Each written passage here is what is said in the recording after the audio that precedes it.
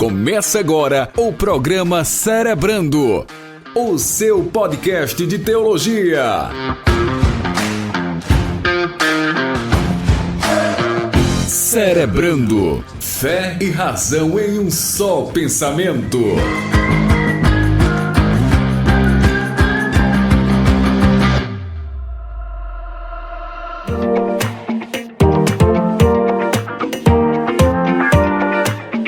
Olá, seja bem-vindo ao Cerebrando. Eu sou Jefferson Rodrigues e sabe qual é a diferença da oração para Wi-Fi? É que a oração é a única conexão que o vizinho não tem interesse em roubar.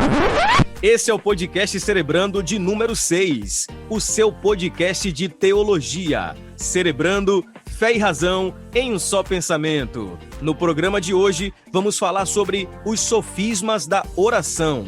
Você sabe o que é sofisma e como uma oração pode ser influenciada por ele? Então fica com a gente, porque o bate-papo de hoje tá bem bacana. Olá, eu sou o Bruno Melo. Eu quero dizer que de madrugada a fila não é menor. Oração é um diálogo e não um monólogo. Meus pais, meus amigos, eu vim aqui para dizer a vocês que orem e continuem orando até orar de verdade. Muito bem, parafraseando a W. Tozer, a gente já começa o programa nesse nível. Vamos falar hoje sobre oração, mais especificamente sobre os sofismas da oração. Queremos aqui agradecer você que está sempre conectado conosco, você que ouve o nosso programa através das nossas plataformas de podcast. Olha, muito obrigado mesmo. Você que ouve o nosso programa através do nosso canal do YouTube, lembre-se de deixar aí a sua curtida, o seu comentário, compartilhar, se inscrever no canal, porque tudo isso é muito importante. E não se esqueça de seguir o nosso Instagram, @Escola Discípulo Racional. Lá você fica por dentro de tudo que acontece aqui através da Escola Discípulo Racional e, inclusive, sobre as novidades aqui do nosso programa, o programa Cerebrando. Estamos vindo aí de um fim de semana abençoado. No sábado passado, tivemos a oficina da pregação e foi um sucesso muito bacana, um tempo bem precioso. E fique ligado, porque virá muito mais por aí. Temos muitos eventos para fazer e queremos a sua participação neste ano de 2021. Agora, sem mais enrolação, vamos para o nosso papo, vamos juntos cerebrar.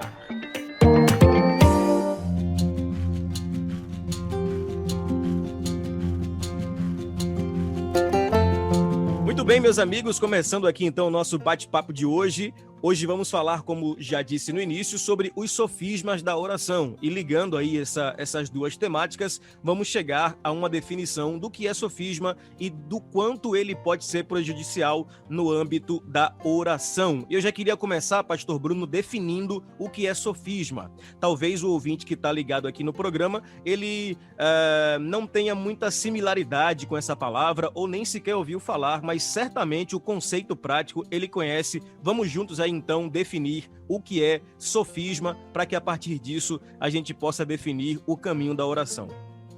É isso aí, meu amigo. Eu acho que dá simples para compreender o que é sofisma na sua definição. É um argumento ou raciocínio que tem por objetivo produzir a ilusão de uma verdade. Então, embora ele simule, né, ele apresente uma proposta de realidade, no fundo, ele é uma proposta incorreta e deliberadamente enganosa. Então, o sofisma nada mais é do que uma mentira transvestida de verdade.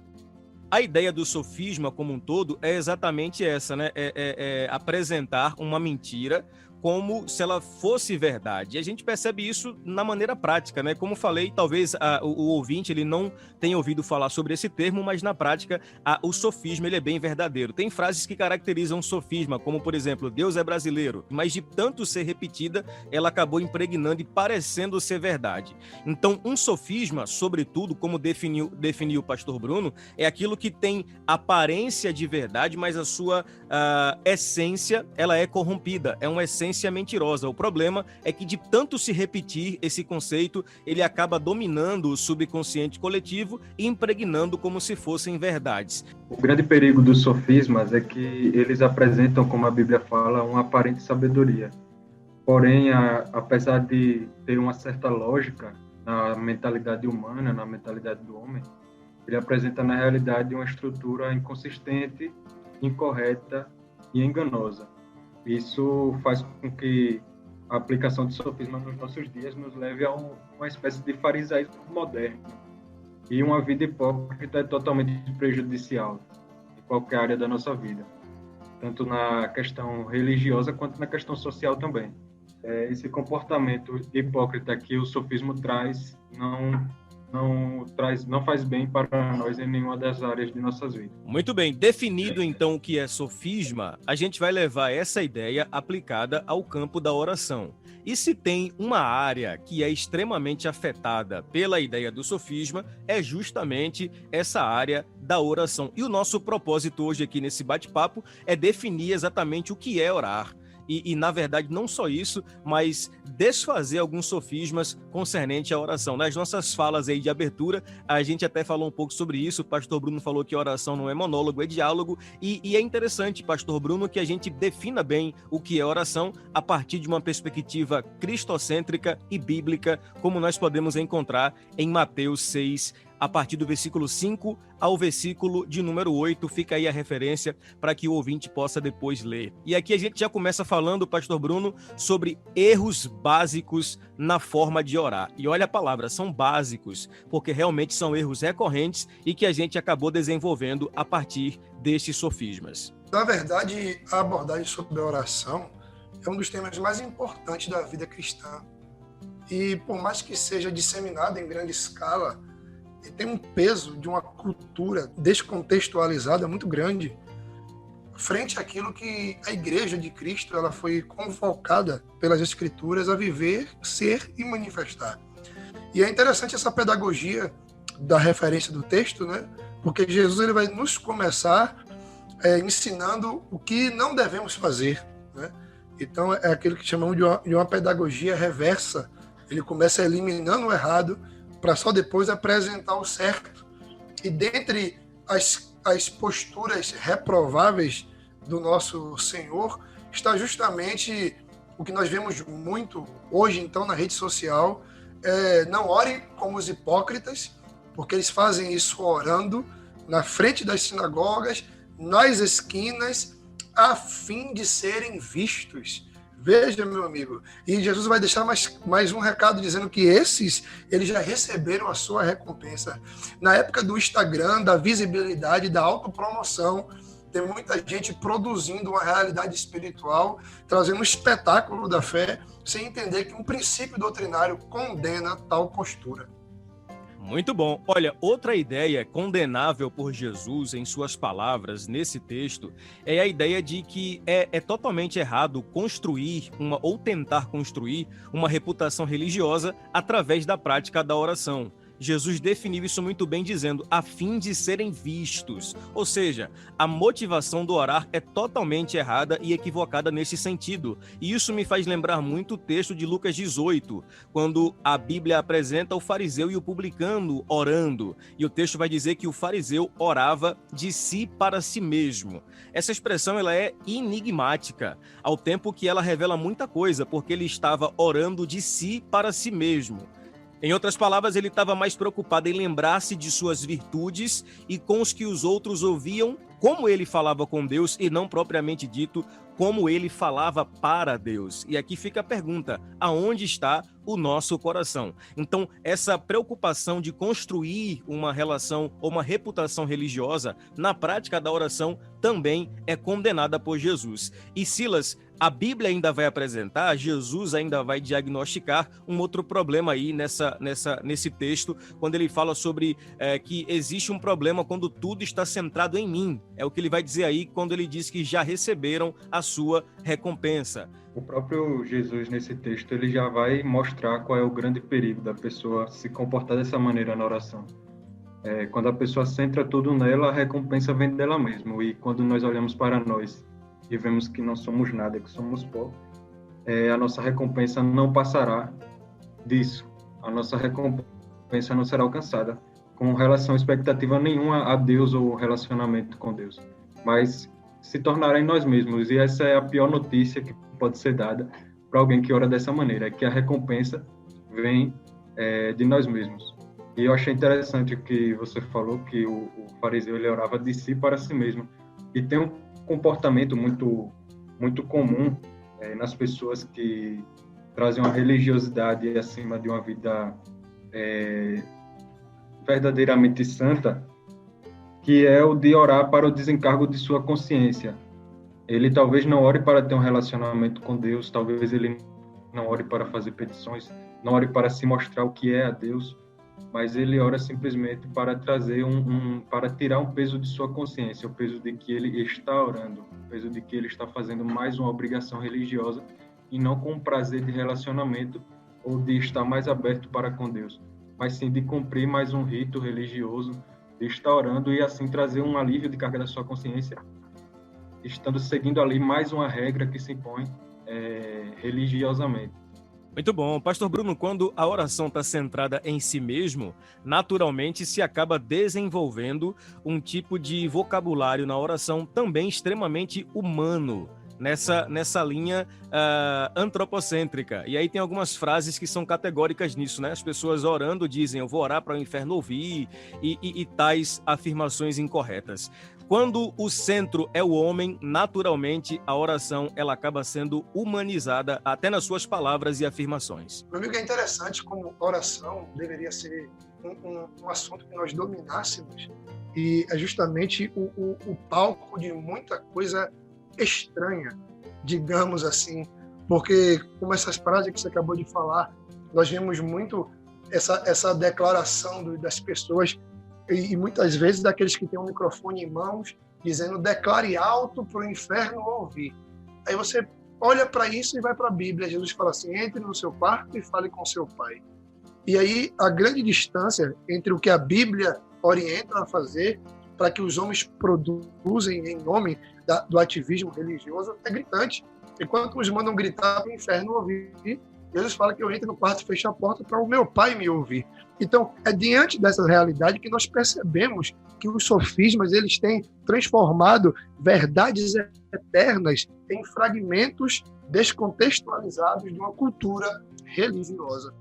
E ainda sobre o homem centralizar a oração em si mesmo, é interessante a gente notar que na oração do Pai Nosso, o único que poderia centralizar a oração em si mesmo, ele não fez isso. Ele disse, Pai Nosso que estás no céu. Então Jesus ele era filho único de Deus e aquele que poderia dizer Pai meu que está no céu, santificado seja o vosso nome, mas ele ora a Deus dizendo Pai nosso que está no céu. Ele não centraliza em si mesmo, ele traz um nivelamento pela graça, dizendo que o Pai não é só dele, que é o legítimo filho, mas nosso também, que somos filhos por adoção. Então fica de dica aí esse comportamento, esse exemplo de Jesus Cristo para nós. O Silas, ele é doutor, pós-doutor em Pai Nosso. Inclusive, PhD. Inclusive, nós vamos aqui realizar uma série exclusivamente sobre o Pai Nosso e será muito bacana, tenho certeza disso. Bom, o nosso segundo ponto é exatamente dentro desse contexto do que Jesus falou sobre a oração, a partir do verso 6, é a ideia da intimidade relacional. Ele disse assim, mas quando você orar, vá para seu quarto, feche a porta, ore a seu pai que está no secreto, então seu pai que vê no secreto o recompensará. Essa proposta da oração, ela sobretudo é relacional, íntima e longe dos holofotes humanos. É interessante que o caminho da oração geralmente nos leva para este lugar, para o esconderijo. E como você bem colocou anteriormente, é um contraponto a essa geração atual que faz holofotes, que faz mídia na oração, que faz live de oração, e a gente percebe que a proposta de Jesus ela é muito mais do secreto do que da exposição. Entender isso é quebrar sofismas no campo da oração. Parece que nós somos repetitivos, meu amigo, mas tudo vai convergir em uma proposta que como um câncer, tem gangrenado a igreja evangélica, não só brasileira, como mundial, que chama-se pragmatismo. Tudo é feito em nome do resultado. E para ter resultado, é preciso espetáculo. E se o espetáculo produz resultado, eu estou muito mais preocupado com o que dá certo do que com o que é certo. É por isso que mesmo homens conhecedores da sã doutrina, que conhecem essa proposta íntima e relacional, eles têm levado para o campo do exibicionismo. Por quê? Porque simplesmente isso produz material que atrai as multidões. Então, quando a gente fala da oração, que a gente percebe que ela perdeu essa proposta de relacionamento e trouxe para o plano do espetáculo, a gente vai perceber que, mais uma vez, o pragmatismo está inserido, trazendo um fragmento a uma sã doutrina, e por isso foi importante a gente vir aqui falar sobre oração. Amém, que assim seja e que essa verdade seja praticada.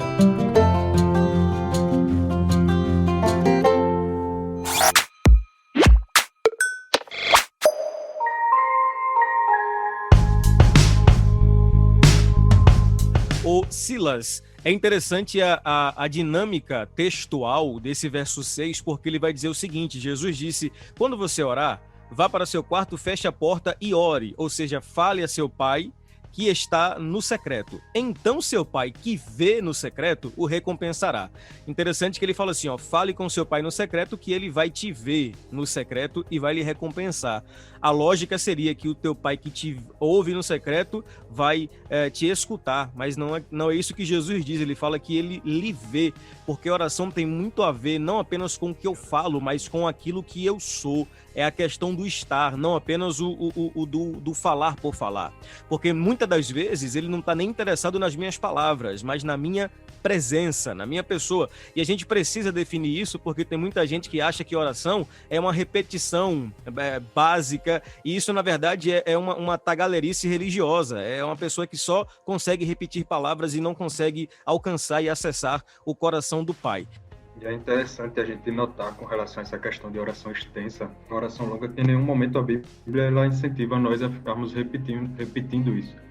Isso vem desde do Antigo Testamento.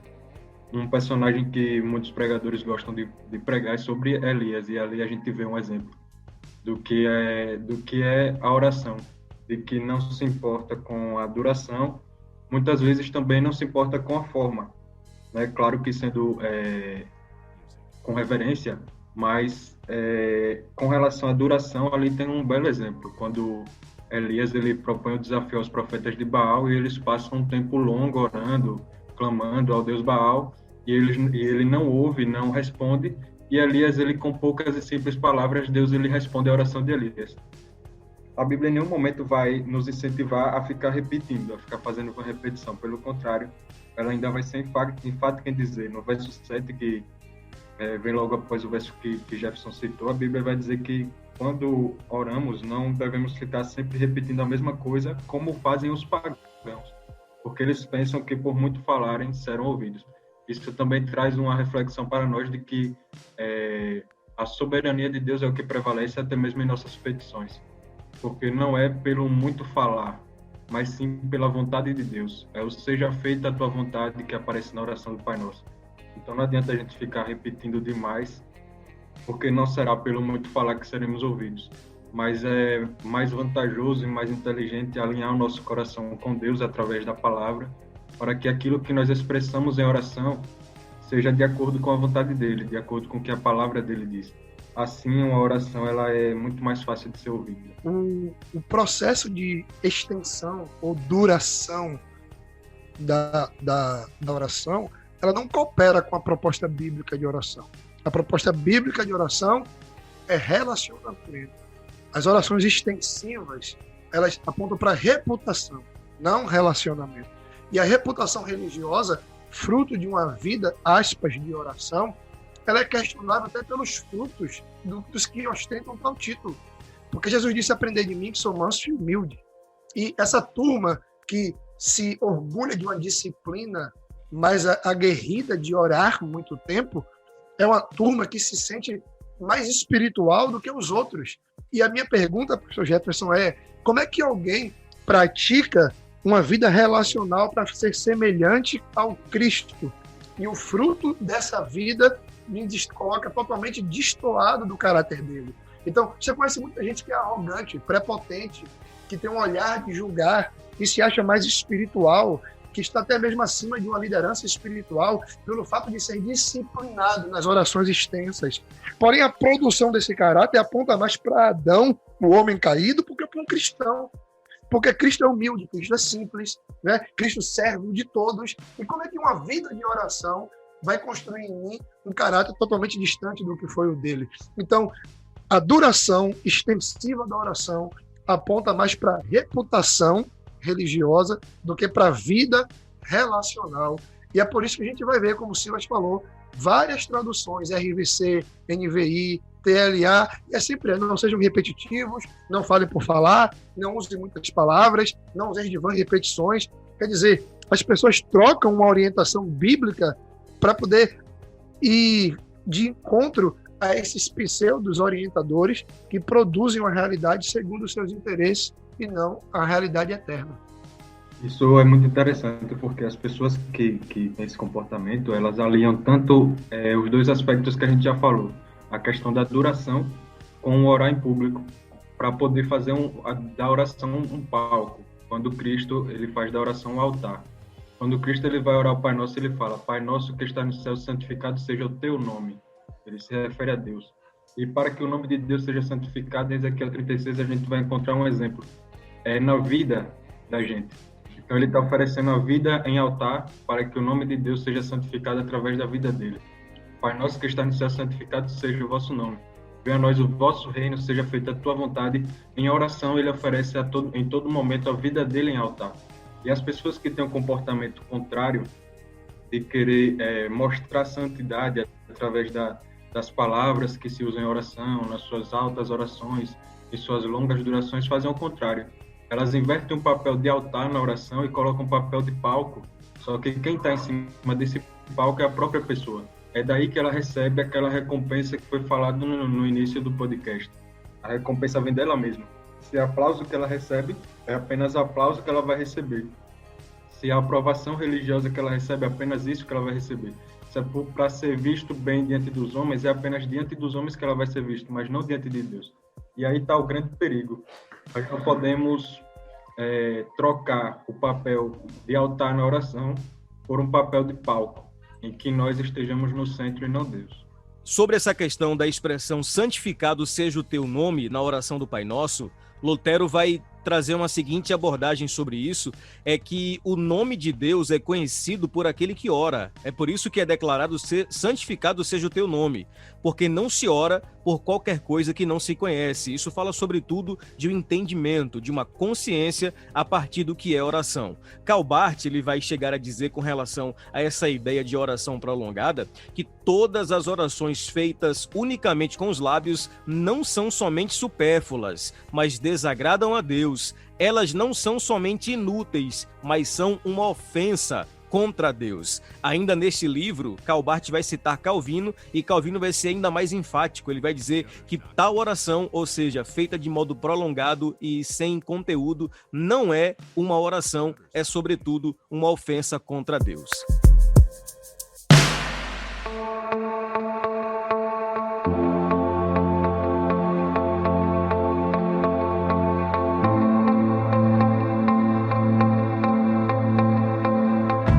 Bom, nós já vamos caminhando aqui para a ideia dos exemplos práticos de sofismas. Eu queria gastar um pouquinho de tempo aqui, Pastor Bruno, para que a gente introduzisse bem esse conceito a partir do que alguns sofismas bem práticos e repetitivos nos nossos dias. A começar pela ideia dos horários, né? O senhor até abriu aí a sua fala inicial falando sobre isso, a questão da oração da madrugada, e basicamente as pessoas, pseudamente falando, elas possuem base bíblica para tal, né? Porque o Salmo 63, verso 1, está lá escrito que Deus, tu és o meu Deus, de madrugada te buscarei, a minha alma tem sede de ti. Tem aquele clássico texto, né, que diz que o Senhor ama os que de madrugada o buscam. Só que, na verdade, esse também é um grande sofisma, né, Pastor Bruno? Porque, na verdade, a ideia do orar de madrugada ou do buscar a Deus de madrugada, nesse sentido, exegeticamente falando, não tem a ver com horário, mas tem a ver com o propósito de primiciar a Deus o seu tempo e o seu dia. E eu queria que você falasse um pouquinho sobre isso aí, para a gente definir de vez isso e ajudar muita gente que precisa ouvir essas verdades. É isso aí, meu amigo. Mais um sofisma da oração. Horário de orar. É muito interessante a gente perceber que a cultura veterotestamentária, ela tem algumas particularidades que nós precisamos respeitar. Alguém colocou um peso de sacro a 3 da manhã. E se a gente for parar para observar, o Cronos que rege a sociedade atual sequer existia naqueles dias. Então perde todo o sentido. A gente vai perceber que Davi, quando ele é enviado pelo pai para levar pão para os irmãos na guerra, o texto bíblico vai dizer assim: levantando-se Davi de madrugada. Quando Abrão foi chamado para ir até Moriá ofertar Isaac, vai dizer, e de madrugada se levantou Abraão. Então, a madrugada, dentro da proposta do Velho Testamento, se refere à primícia, ao primeiro horário, ao início de uma rotina diária. E o que o Senhor está falando acerca da proposta de oração pelo salmista e pelo sábio rei Salomão, o proverbista, é que orar deve ser uma primícia de todos aqueles que amam a Deus. Não um horário específico, cronologicamente falando, mas uma disposição em ter Deus como uma prioridade na proposta relacional. Então, quando a gente vai observar esse texto, um exemplo que você falou, de Provérbios 8:17, eu amo os que me amam, os que de madrugada me buscam, me acharão, é justamente aqui que nasceu um sofisma bem popular no meio dos evangélicos, que é de madrugada a fila é menor. Mas quando a gente olha para uma tradução mais atual, como a NVI, ele vai dizer assim: eu amo os que me amam, que correspondam os que me buscam e se dão a me conhecer. Então, o termo madrugada aqui, ele já não é mais citado. E muitas outras traduções, meu amigo, ele não vai usar o termo madrugada simplesmente porque a madrugada aqui não se refere a um horário cronológico. Aí alguém pode nos ouvir e dizer assim: aí é o contexto dessa realidade, porque eu já tive muita vitória orando 3 da manhã. Não foi porque era 3 da manhã, é porque você estava orando. E é isso que nós precisamos parar com essa idolatria ao horário no tocante à oração. Então é isso aí, meu amigo. 3 da manhã não é o horário que Deus prefere. Deus ama os que priorizam a Ele. Isso vai de acordo com a rotina de cada um. Pois é. É interessante que Gênesis 22, como foi citado pelo pastor Bruno, diz lá assim, ó, e levantando-se Abraão pela manhã de madrugada. Ou seja, manhã e madrugada ali tem a mesma conotação semântica, é a mesma coisa. A ideia não é que existe um horário específico na madrugada ou algo especial na madrugada, mas que a ideia do amanhecer é a ideia do primiciar a Deus. E esse conceito de que de madrugada a fila é menor é, na verdade, um grande sofisma, até porque se você for orar de madrugada aqui no Brasil, no Japão já não é madrugada e também tem gente orando lá. Então, vai conflitar aí né, pastor? Vai conflitar aí o tamanho ou o número de pessoas orando, então esqueça isso aí, meu irmão. Não se preocupe com um horário específico, mas com um coração voluntarioso para buscar ao Senhor. Se tratando da densidade demográfica do Oriente, então eu vou dizer que a madrugada a fila é maior, porque eles estão orando esse horário. A proposta mais clara realmente é essa que foi passada, de primícia. E é muito interessante isso porque é até uma recomendação muito boa, né? Não existe horário para que a gente possa orar. Na verdade, a graça ela vai elevar o nível, ela vai dizer que devemos orar sem cessar. Então, não é só madrugada ou um horário específico, mas sem cessar, em todo momento, em espírito. E torna até uma recomendação boa essa questão, essa prática da primícia, porque se você levantar um pouco mais cedo para dedicar ali algum tempo em oração, em meditação da palavra, isso vai realmente transformar o seu dia. Por mais que não seja algo obrigatório da madrugada, com certeza serve como recomendação. Se você puder iniciar o seu dia orando, vai ser muito bom. E se puder continuar orando sem cessar durante o seu dia, será muito melhor. A madrugada ela pode trazer alguns problemas de saúde, com certeza, mas aí fica a seu critério. Você pode orar em qualquer momento, mas ore sem cessar e dedique sempre o seu tempo melhor para Deus.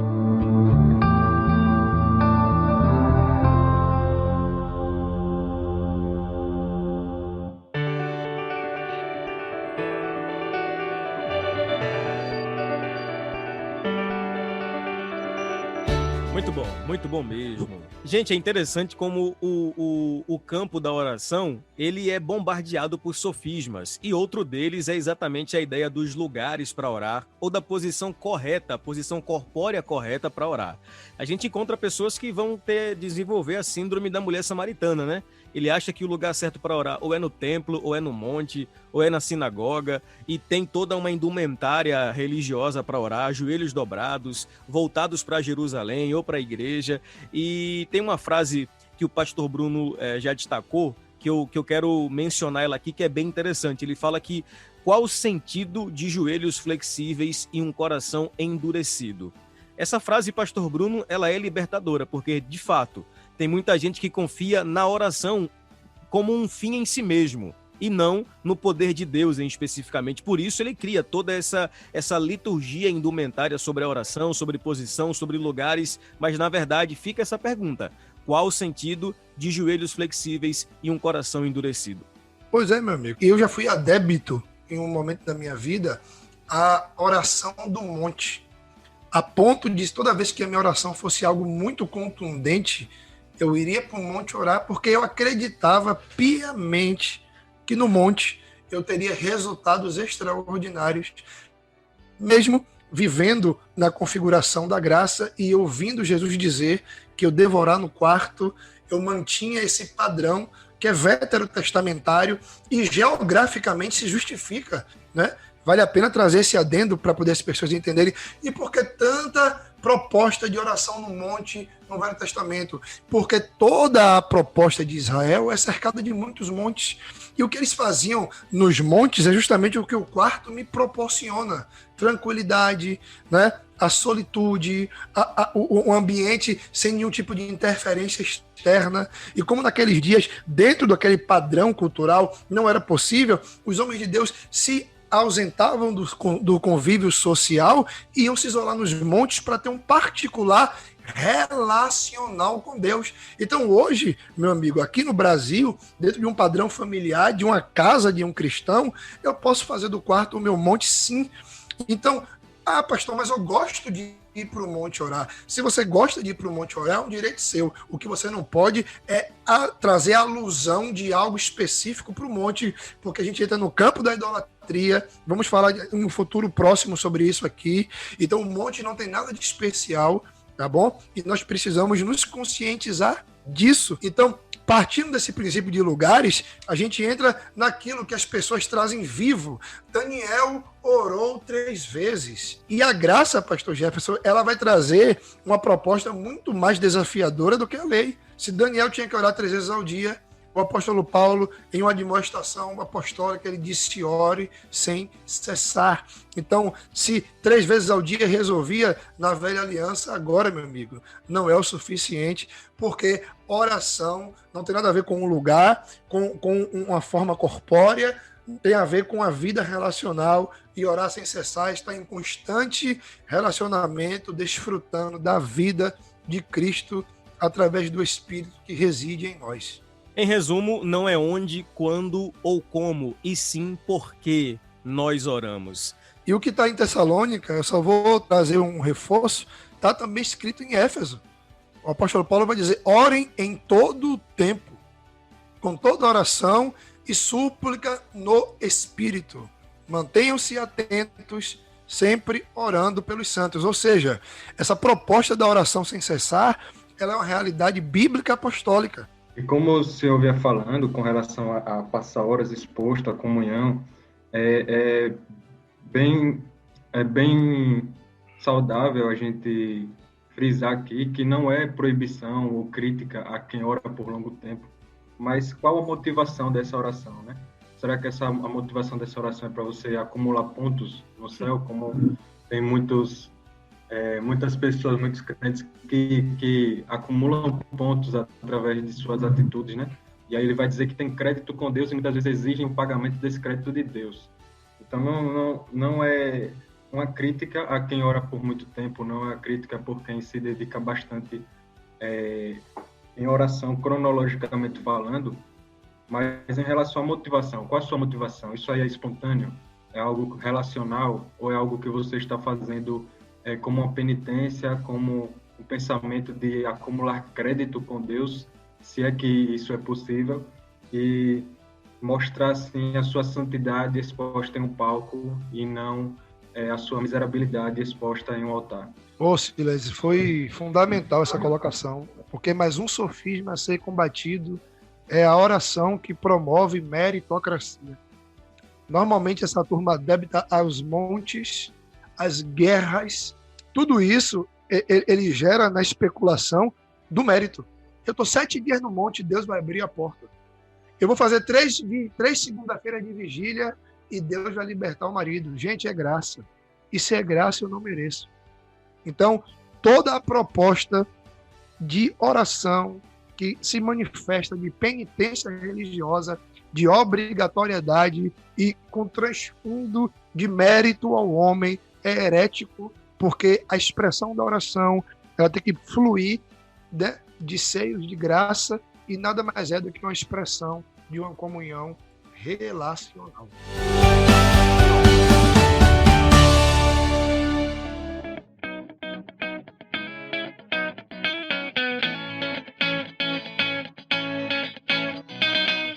Excelente, excelente, meus amigos. E aqui a gente chega para o nosso último ponto para definirmos o que é oração e, na verdade, concluirmos essa ideia do sofisma ligado à oração. Para concluir, a gente define que a oração ela não é um exercício religioso, não é uma obrigação. Pelo contrário, a oração ela é um fruto do desenvolvimento da intimidade do cristão para com o seu Deus. E dentro dessa realidade, a oração ela é a ação genuína da nova natureza. E a gente quer pontuar aqui, para encerrar o nosso bate-papo, alguns campos interessantes sobre a oração. Primeiro, não é uma invenção humana. Segundo, a oração não se trata de esforços humanos, como foi bem colocado aqui a questão do mérito. Terceiro, a oração não é uma penitência, ou seja, não é o autoflagelo. Não, como diz o texto bíblico, não é rasgar as vestes, mas rasgar o coração. E, por fim, a oração não pode ser uma imposição, nem tampouco uma questão de disciplina espiritual. A oração é a vida do Espírito manifestando-se em comunhão com o Pai. É o que Paulo disse em 1 Coríntios 15:14. Então que farei? Orarei com o Espírito, mas também orarei com entendimento. Cantarei com o Espírito, mas também cantarei com entendimento. Pastor Bruno, o entendimento é a palavra-chave para o reino e ela pode ser aplicada em qualquer contexto, inclusive nesse contexto de sofisma. Que o Senhor nos dê entendimento para desfazer sofismas e para que a gente possa ter uma oração mais prática, correta e assertiva. É isso aí, meu amigo. Só minha consideração final e conclusiva. Se é uma proposta relacional, e se somos filhos e Deus é um pai, a minha pergunta para você, pastor Jefferson, que é pai, para os pais e mães que nos ouvem, que tipo de qualidade haveria na minha vida relacional se o meu filho se apresentasse diante de mim por obrigação? Qual é o pai que quer botar um filho no colo, sentar numa mesa para fazer uma refeição e perceber que não existe prazer do filho na companhia dele, mas sim algumas necessidades e obrigatoriedades que motivam o filho a nutrir aquela relação? Então, nada contra entendermos que somos servos e que Deus é Senhor, isso é um princípio irrevogável, inquestionável, mas o próprio Cristo, Paulo, disse que ele nos fez filhos em adoção. João disse que nós recebemos poder para sermos chamados de filho. Então, a proposta relacional da nova aliança é de filho e pai. E uma relação de filho e pai despreza toda essa proposta artificial, superficial, que a religião tenta disfarçar de oração. E é uma proposta relacional e deve haver fluidez, porque o Filho de Deus, ele entende o que o Pai representa e por isso há gozo, há prazer na proposta de estar se relacionando com o Pai. Então a gente não está aqui desfazendo de nenhuma proposta da oração, mas apenas ressignificando a motivação de cada uma delas. É bom a gente trazer um contraponto com relação a tudo que foi dito, porque o mal de nós chegarmos a um ponto de entendimento que vai desconstruir tanta coisa que foi construída, é quando nós vamos a um outro extremo. Já que a oração não é uma obrigação, já que a oração não é um exercício religioso, então eu só vou orar quando me der vontade, eu só vou orar quando me der na telha. Isso aí é levar para um outro extremo, porque nós devemos entender que se a oração é relacional, se a oração é uma comunicação, isso também deve ser um comportamento intencional. Nós devemos ter intenção também de orar. Então, apesar da oração não ser uma disciplina religiosa, apesar da oração não ser uma obrigação, nós devemos ter em mente também a intenção de nos relacionar com Deus.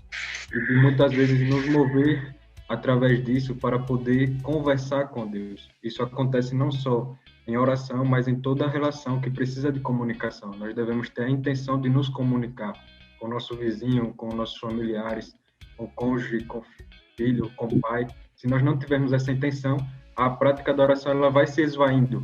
E aí é levado para um outro extremo que não é saudável. Então é bom trazer em mente, e minha consideração final fica aqui, é que você traga um equilíbrio com relação à oração. Ela não é uma disciplina religiosa, ela não é uma obrigação, ela não é feita por imposição, mas ela deve ser intencional. Você não deve orar para ser salvo, você ora porque é salvo. Então, que a oração na sua vida ela seja trazida de maneira intencional, que você tenha a intenção de se relacionar com Deus e através disso, mesmo com preguiça, mesmo com dificuldades, mesmo com intempéries, com desânimos, você possa orar sem cessar para trazer um relacionamento saudável com Deus que te salvou. Essas duas considerações finais aí, elas colocam em ponto duas questões indispensáveis para a oração, que é a ideia do entendimento e do equilíbrio. Faça isso e serás feliz. Nossas implicações futebolísticas para finalizar, pastor Bruno, acho que ele orou muito, viu, Silas? Porque no final, quem ganhou o Campeonato Brasileiro foi o Flamengo dele aí, ó. Então, ele de fato orou bastante aí e foi vitorioso, né? O Flamengo é uma expressão do evangelho, ele perdeu para ganhar. Mesmo perdendo para o já perdedor, ele se consagrou campeão. Isso aí aponta diretamente para um princípio de Cristo. Tá bom. Vou Nesse caso aí, eu acho que ele apelou para um sofisma. Eu acho que ele subiu no monte com a camisa do Flamengo para poder fazer uma oração lá e passou 7 dias no monte para o Flamengo ganhar esse campeonato. Eu vou fazer isso para ele ganhar do São Paulo. O Flamengo foi campeão através da oração, mas o sofisma é que ele não é octa, porque 87 é do esporte. Valeu! Bacana, então, meus irmãos, Deus abençoe a todos vocês, um grande abraço e até o nosso próximo programa. Este foi mais um podcast Cerebrando Fé e Razão em um só pensamento.